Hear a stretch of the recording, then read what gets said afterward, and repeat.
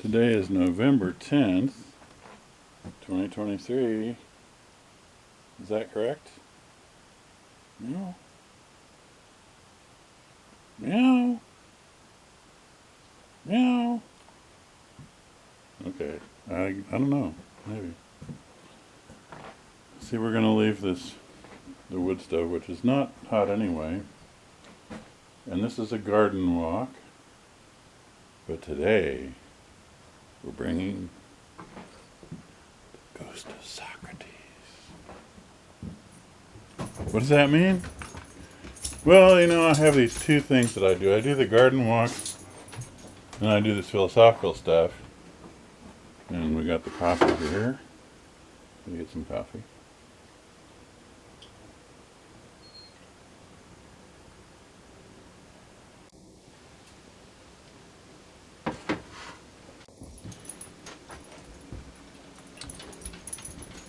And talk about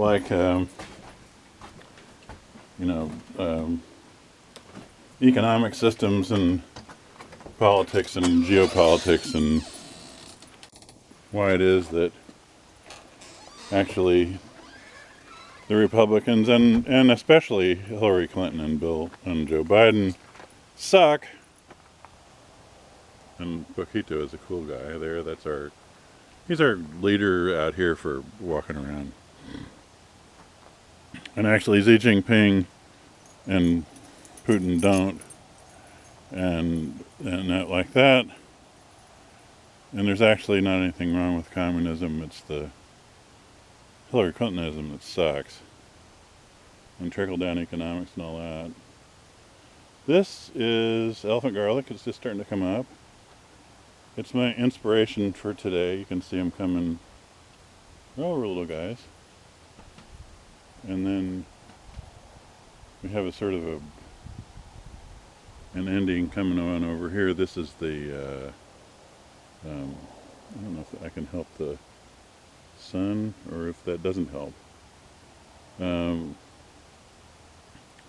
Mexican marigolds. Mexican lilacs, I'm sorry. Marigolds, this is a totally different thing. This is the purple guys. You can see the frost is getting them. We've been down to about, I think, 27 this year already. So they're getting burned up. There's one back over there by the dog yard that's not quite as bad. And then this has been a subject of excavation for purposes I haven't been informed of. And there's just some fireplace ash in there because I get fireplace ash for free and it's got nutrients in it, so I'm always going to put it back to the earth. This is a question of where on the earth and holes in them. This is sort of the lawn, as you will. It becomes the vegetable garden as vegetable planting plans require. That's salad, otherwise known as coastal Bermuda grass, that our distinguished guide is chewing on. He likes to eat it while I'm watching. He said, "Hey, notice that I'm eating this Bermuda grass."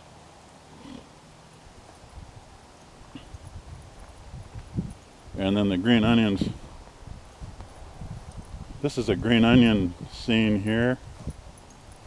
You can see the elaborate care with which they've been planted.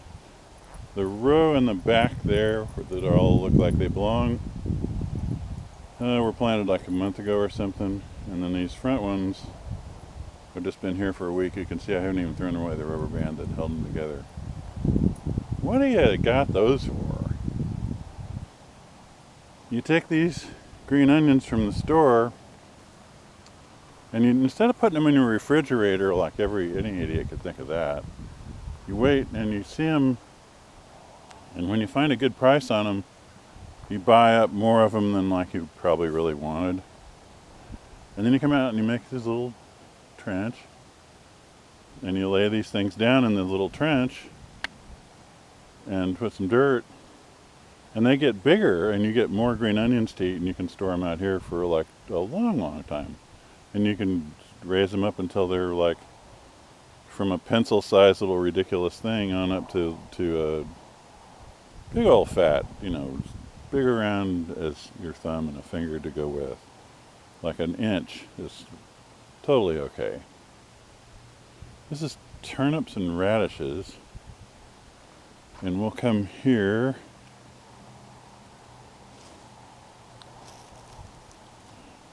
You know, MAGA, this is West Texas. I mean, almost all my friends are MAGA, but I'm a socialist. So there's that. We're going to talk about that. Most of what the closer ones up are radishes. See the ones with the holes in the leaves right here? And then like back there is turnips, except there's probably some radishes there too. I was very carefully sowed these here. What I did was I came out and just threw the seed. I walked this line right here, if you call what I can do walking. And I came down the line and threw everything over there. And then on the far side there's a bunch of wheat. And you can't really tell what's wheat and what is just crabgrass until, I shouldn't call it crabgrass, I mean it's wild rye or something like that. But you can't tell what it is. And then it comes up and you're, oh, that's wheat. You can see I'm getting some good radishes in here. The planting plan was to put them up next to this part where the landscape fabric is, and I'm trying to collect enough mulch to keep it all covered so the sun doesn't degrade it's polypropylene they make this stuff out of. I know it's plastic, it's terrible, but it's the only way. My back doesn't bend well enough anymore to do that intensive bending over and weeding all the time. You can see I got a bunch of radishes. They like a cool season. Around here, you're just an idiot to plant them in the summer. It doesn't work. The grasshoppers will eat them if nothing else. So you plant them like in September. And that's not really a native spaghetti squash. They didn't quite get big enough because of various setbacks involving going to the hospital and crap. And so I just threw those two over here, and that's where they grew, is way down there where we were. He's eating some of the spilled wheat. Something got in the wheat that leaves little particles like flour. I don't know what it was. I had a bag sitting around. It sat around for a year, and then finally it was grungy. And so I just threw it out here, and it'll grow, though. There'll be wheat all over here. And it doesn't make any difference. Mr. P will dig some of it up and eat some of it and dig and run around and bury some. Here's some of that stuff dumped right here.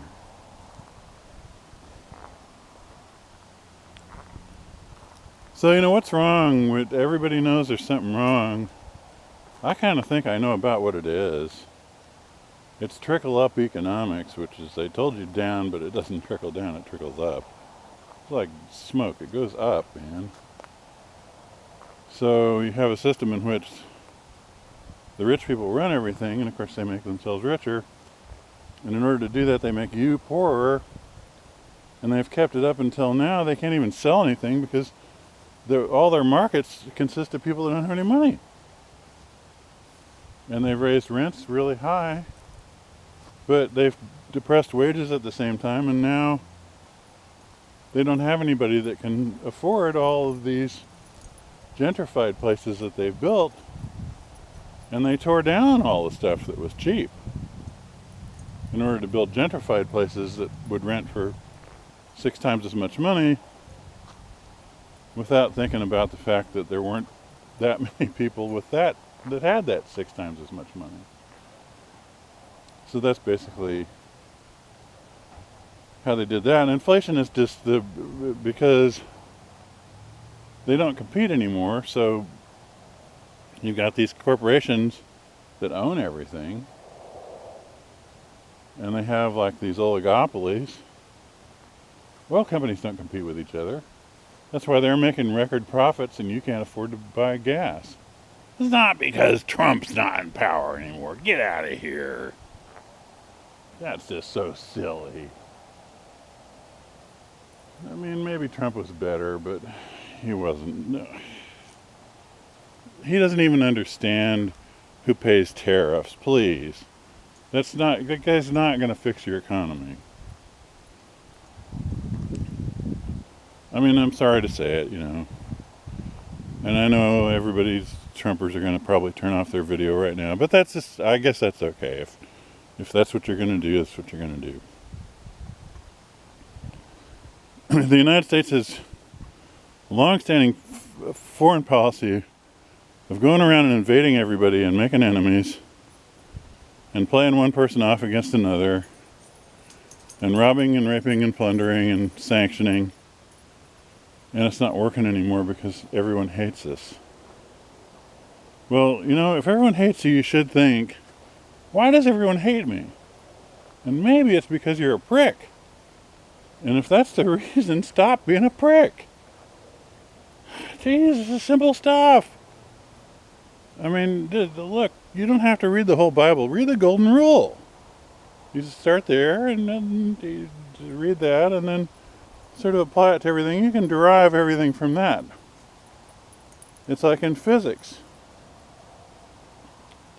These are the succulents, what's left of them. They hated the summer heat. They just died, and boop, boop, boop, boop, it's withered up. Didn't matter. You got to let them dry between waterings or they'll rot. And between waterings, they just shriveled. Or during waterings, or after waterings. It didn't matter. They shriveled. They're gone. This is going to be like a little food forest thing. This used to be full of these awful locusty things, these trees. I mean, I don't exactly hate them, but they go everywhere. One is a nice specimen, but they throw out these roots, and then the roots more trees come up, and they spread kind of like aspens. Of course, they're nowhere near as pretty as aspens, but this is the dog yard, which is becoming the lumber rack yard. You can see a certain amount of order underlying the confusion as things are progressively getting put up on these racks made of pallets. This might be a nice thing to sit on out in the garden if I can. I think maybe the electricity will work on it, and I'll take the body off and put like a chair on it. But I'll be able to go out there and sit and work on stuff, and it won't sink into the ground the way these chairs do, which is what I've been using all the time. These are crocuses, by the way. These are the yellow guys. I planted this big sweep of them years ago before I had reason to have this dog yard, which is, you can see some excavation going on right over here. We have to sniff, we have to dig. Somehow, though, some stuff survives. He's got something buried there. Oh, yep, he found it, whatever it was.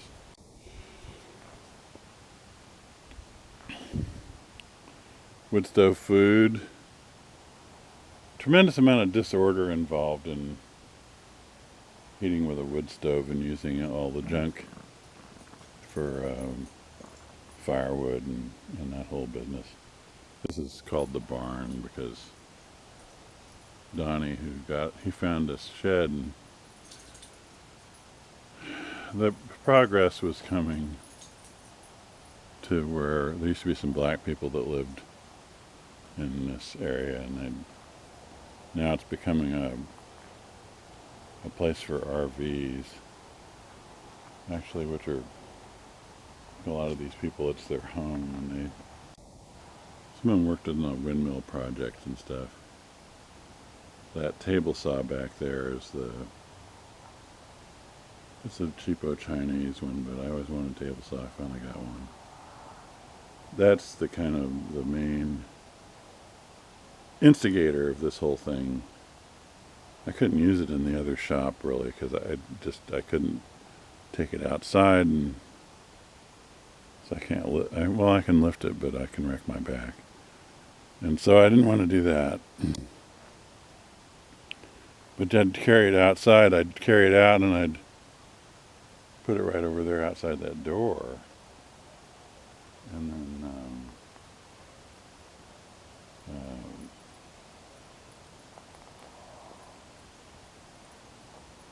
then you can saw and the dust doesn't go all over in the house. So this thing is going to be,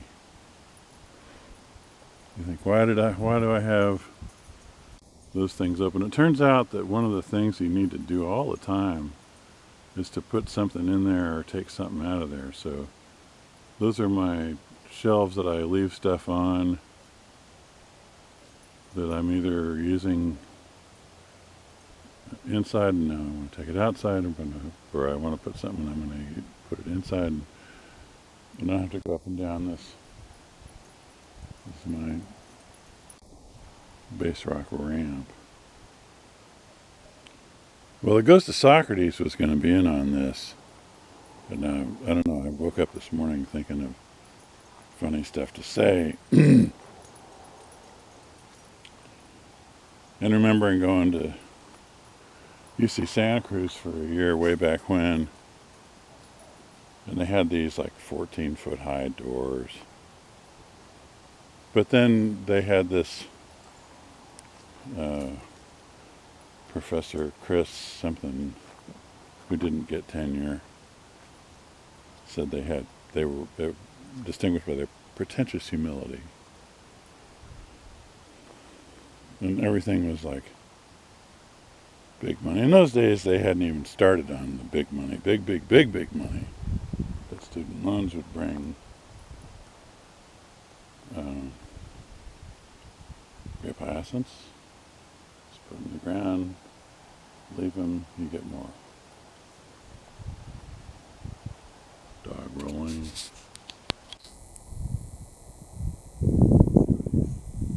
What this looks like. And we can see. That's how you scratch your back if you're a pit bull. And the job is done. Well, that's good. You always want to have a fully scratched back, I think. So, we got this system and it's all screwed up. What are we going to do about it? And everybody's complaining about stuff like, well, not everybody, but MAGA anyway, is complaining about, but I hear it here and I hear it even more on Gab from people that are even more super MAGA than they are in West Texas.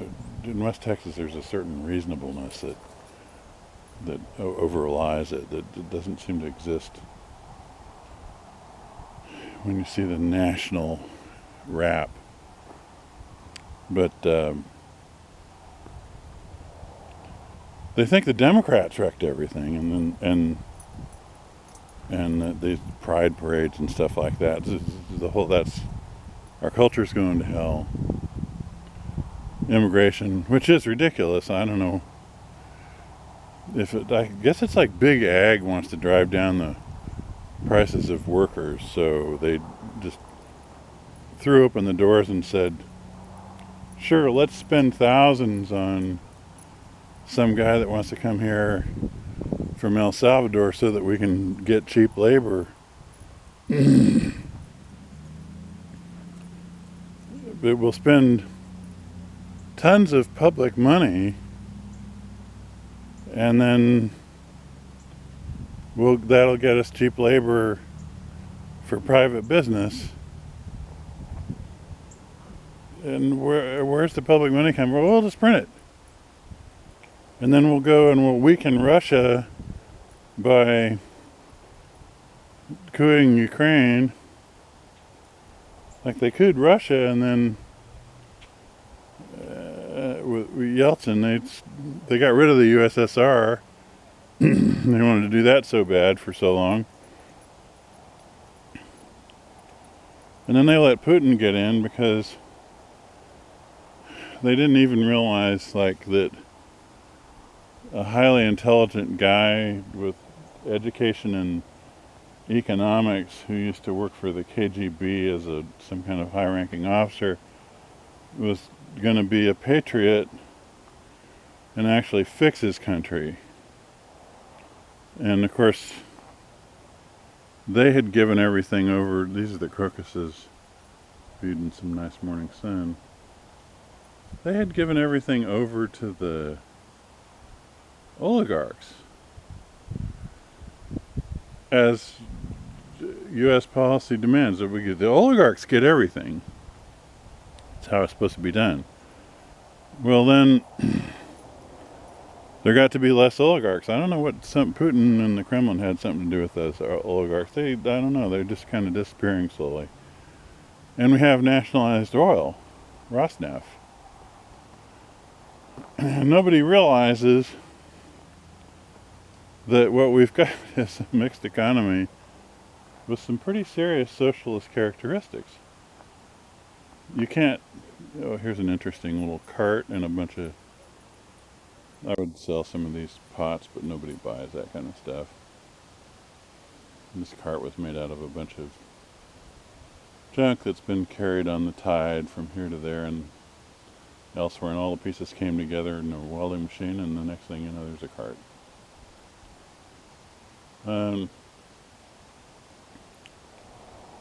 So, yeah, socialism. It's like socialized interstate highways.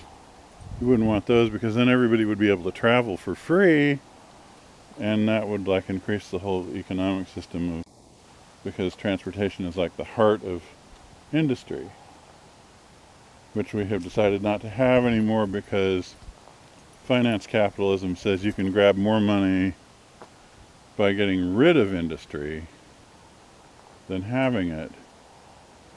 And then you have the war in Ukraine to weaken Russia, and you discover that NATO has neither trained troops nor the materiel to fight any kind of serious war, and that basically while you were sleeping, Russia and China kicked your ass. And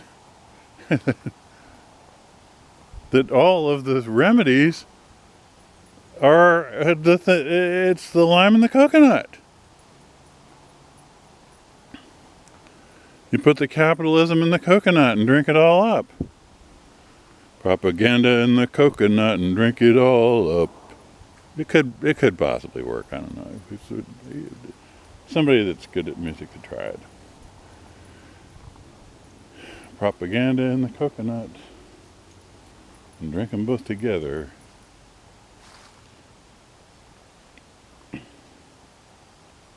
The private sector being the great engine that runs the private sector for the benefit of itself and the detriment of you. The ecologist working on I'll cook my bacon on that when he gets done looking at it, or I might just have to just run it. So raise interest rates. That's an austerity program. You can look at Yanis Varoufakis for that, or Richard Wolff, or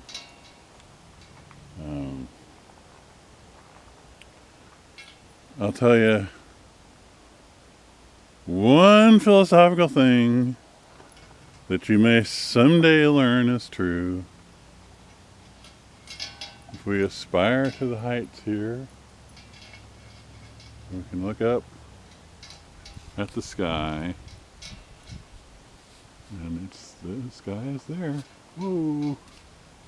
Sorry, this camera's not resting on anything very stable. And that is, guys, if you want to know how socialism works, we'll ask a socialist.